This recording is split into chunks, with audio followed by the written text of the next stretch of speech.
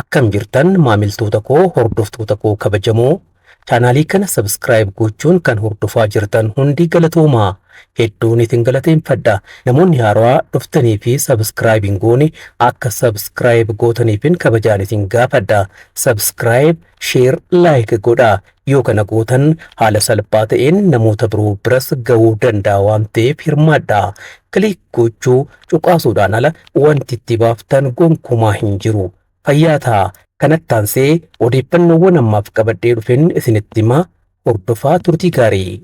Odeeffannoon duraansee isinitti himuu oomisha ruuzii ilaalchisuudhaan ergaa pireezidaantiin mootummaa naannoo Oromiyaa obbo Shimallis Abdiisaa dabarsanidha akka itti isinii dhiyeessa. Mootummaan naannoo Oromiyaa imala badhaadhinaa jalqabee galmaan ga'uudhaaf gama seektara qonnaatiin hanga ammaatti inisheetiiviiwwan 28 ta'an harcaatii tokko malee hojiitti hiikuun bu'aa qabatamaa argamsiisaa jira jedhaniiru. Pireezidaanti Shimallis ergaa dabarsan kanaan inisheetiivoota kanneen keessaa tokko inisheetiivii misooma ruuziiti.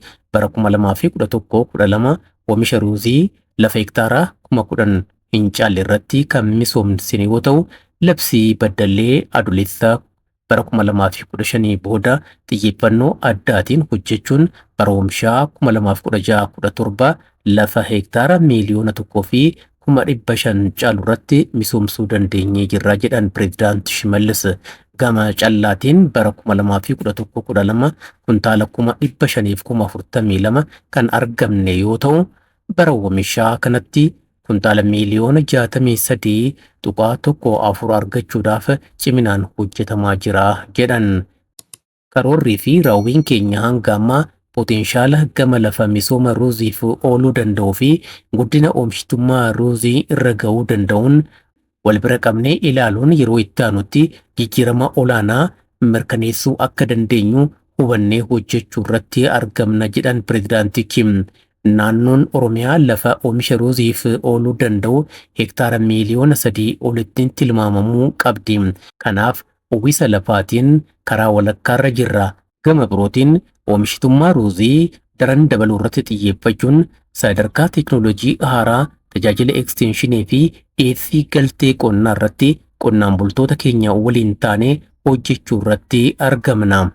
Qonnaan bultoonni keenya gama tokkoon waan oomishan irraa akka qusatan, gama birootiin ammoo liqii akka argatan mijeessuun maashina bitanii tarkaanfii ofiitiin ruuzii qulqulleessuu fi kurfeessuutti akka galan itti dhiyeenyaan hojjetamaa jira. Misoomni ruuzii keenya abdii wabii nyaataa mirkaneessuu, carraa hojii dargaggootaaf bal'inaan uumuu fi oomisha alaa galaa ture biyya keessatti bakka buusuu dandeessisuun galmoota afran seektara qonnaa keessaa 3 kallattiin utubuu irratti argama. Yeroo itti aanuttis milkaa'ina galmoota gama kanaan qabanneetiif hooggantii sadarkaan jiruu fi qooda fudhattoonni hundumtuu itti gaafatamummaa olaanaan akka hojjetan asumaan yaadachiisuun barbaada jedhaniiru. Pireezidaanti Shimallis Abdiisaa ergaa dhimma oomisha ruuzii irratti xiyyeeffachuun dabarsaniin. Odeeffannoo birootiin naannoo Oromiyaatti hanga ammaatti horsiisee bultoonni 50,715 ta'an miseensa inshuraansii beeladaa ta'uuf galmaa'uu biiroon misoomaa fi jallisii horsiisee bultootaa beeksiseera. Hoogganaa itti aanaan biirichaa obbo Roobaa Turcii akka himanitti horsiisee bultoonni naannichaa sababa hongeen miidhaa ga'uu akka dandamataniif hojiilee hedduun hojjetamaa jiru. Haaluma kanaan horsiisee bultoonni miseensa inshuraansii beeladaa akka ta'an misooma qonnaa jallisii babal'isuu fi misooma nyaata beeladaa irratti xiyyeeffannoon hojjetamaa jira jedhan. Biirichatti Daarektarri Piroojeektii Hir'isa Sodaa Balaa fi Inshuraansii Beeladaa naannoo horsiisee bulaa obbo Ayyala Qanaa gama isaaniitiin inshuraansii beeladaa dhiyeessuudhaan cinatti eeggannoo duraa, hubannoo fi ijaarsa dandeettii irratti hojjetamaa jira jedhan. Hanga ammaattis abbootii warraa 50,715 ta'an miseensa inshuraansii beeladaa ta'uuf galmaa'uu akka dubbatan kan gabaasee tajaajila oduu Itoophiyaati.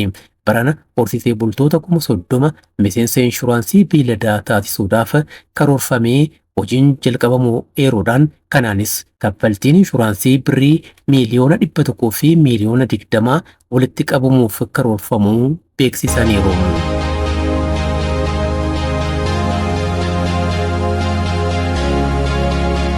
Ittaansee barreeffama jabeessi qulqullina barnootaa mudatee wal'aanamuu qaba mata duree jedhuun barreeffaman qopheessan isinii dhiyeessa. Adeemsi baruu fi barsiisuu bara haarawaa jalqabameera. Dhibbanaa xiqqaa guddaan waa'ee barnootaa yoo dubbatu dhaga'ama. Barnoota dhugaa fi qulqullina qabu malee dhaloonni haarawaan qaroomina gonfachuu hin danda'u. Of danda'uuf ofirras darbuudhaan abdii biyyaa fi uummataa ta'uudhaaf dhaloonni barachuu qaba. Tooftaan adda dureen rakkoolee hiyyummaa kamiyyuu ittiin jilbeenfachiisuu dandeenyu barnoota qofadha. Dhaloonni baratu malee biyyi akka biyyaatti itti fufuu hin dandeessu. Dhaloonni baratee biyya isaa miidhaa kamirraayyuu baraaruu danda'a. Kanaaf ammoo bu'uurri guddaan yerootti barachuudha. Oromiyaatti adeemsi baruu fi barsiisuu bara 2017 fulbaana 7 jalqabameera. Qophiin baatiiwwan gannaa keessa Biiroo Barnoota Oromiyaa fi caasaawwan isa jala jiraniin taasifamaa ture. Hojii baruu fi barsiisuu bara haarawaa milkeessuudhaaf shoora gamasaa gumaachaa jedhamee eegama. Kitaabota barnootaa maxxanfamanii qophaa'an barattoota dhaqqabsiisuu fi manneen barnootaa adeemsa hojii baruuf barsiisuutiif akka mijatan taasisuun hojiiwwan ganna keessa hojjetamaa turan keessaa kan durarratti maqaan dhaamuu danda'anidha. Keessumattuu kitaabonni barnootaa baasii maallaqaa olaanaadhaan maxxanfaman yerootti gara manneen barnootaatti akka raabsaman taasisuun barattoota sadarkaan jiran hunda bira akka dhaqqabuu danda'aniif carraaqqiin taasifamaa ture olaanaadha. Ammas itti fufiinsaan hojjetamaa akka jiru ni beekama. Kitaaba hin dhaqqabne dhaqqabsiisuuf waan hin guutamne guutuuf itti fufiinsaan hojjetamuu qaba. Barattoonnis haala mijaawaa uumameef itti fayyadamuudhaan barumsa isaaniitiin qabxii olaanaa galmeessisuudhaaf saganteeffatanii guyyootti qu'achuutu irraa eegama. Maatiin barattootaa gama isaaniitiin wanti ijoolleen gara manneen barnootaatti ergatan barachaa jiran maal fa'ii akka ta'an yeroo yerootti hordofuutu irraa eegama.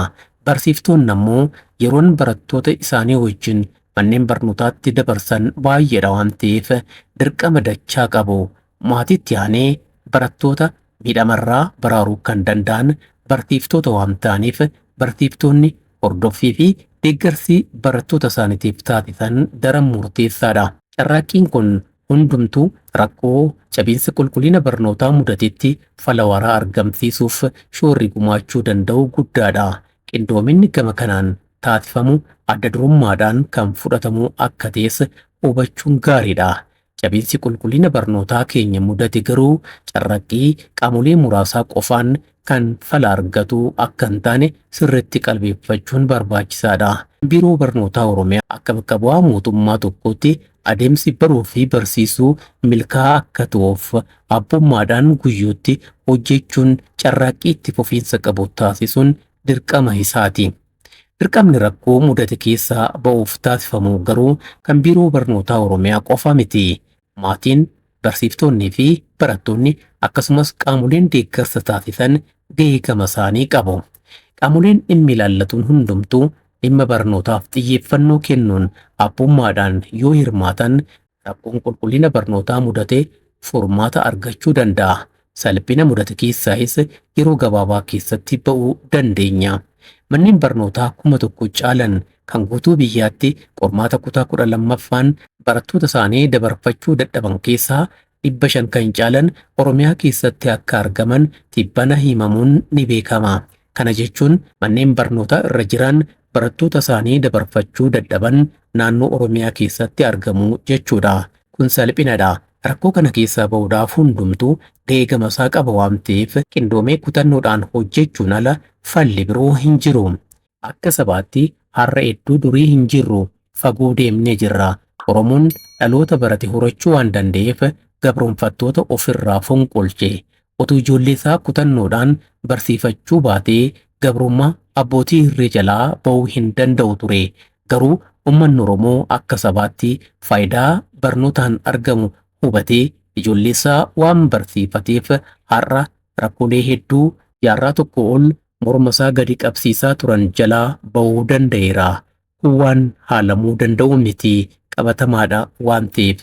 Sabni akka sabaatti diinota sababoota adda addaa tarreessuudhaan gamaa gamanaa amma qubeetti qabaa jiranis ofirraa qolachuu kan danda'u barnootaaf xiyyeeffannoo kennuudhaan ijoollee isaa barsiifachuu yoo danda'e qofadha. Diinni ergamtoota qopheeffatee ijoolleen Oromoo akka hin baranneef nagaa kan booressu, manneen barnootaa akka barbadaa'an kan taasisu, humni barate sadarkaa hammameetiin miidhama itti dhufu ofirraa ga'umsaan qolachuu akka danda'u sirriitti waan beekuuf akka ta'e qalbeeffachuun barbaachisaadha. Ijoolleen Oromoo waggoota darban keessa carraa barachuu argachuudhaan barachuuf carroomanii barumsa sadarkaa olaanaa xumuran ammoo akka waggoota muraasa darban keessa qabatamaan mul'atetti sababa rakkoo hojii dhabdummaatiin ergamtuu diinaa ta'uun socho'uu irraa of eeguu qabu. Kana maddeetti hojii kamiyyuu osoo hin tuffatin hojjechuutu irraa eegama. Biyyaaleen addunyaa yeroo ammaa guddina diinagdee olaanaa galmeessisuudhaan beekaman sadarkaa amma irra gahan irra ga'uu kan danda'an hojii wal caalchisanii osoo hin tuffatin lammiiwwan isaanii hojii kamiyyuu walqixa ilaaluudhaan waan hojjechuu danda'aniif akka ta'e hubatamuu qaba. Carraaqqatan malee jijjiirama jireenyaa argachuun hin danda'amu. Gochoota seeraan alaa waan hedduurraa nama hambisan keessa seenuudhaan saamichaan sooromuu manna dadhabanii hojjechuudhaan kan nyaatantuu daran namatti mi'aa'a. Ijoolleen Oromoo hundumtuu dhugaa kana qalbeeffadhaa. Waan hordoftaniif waan dhaggeeffattaniif hedduun isin galatoomfadha. Fayyaa ta'aa. Nagaatti.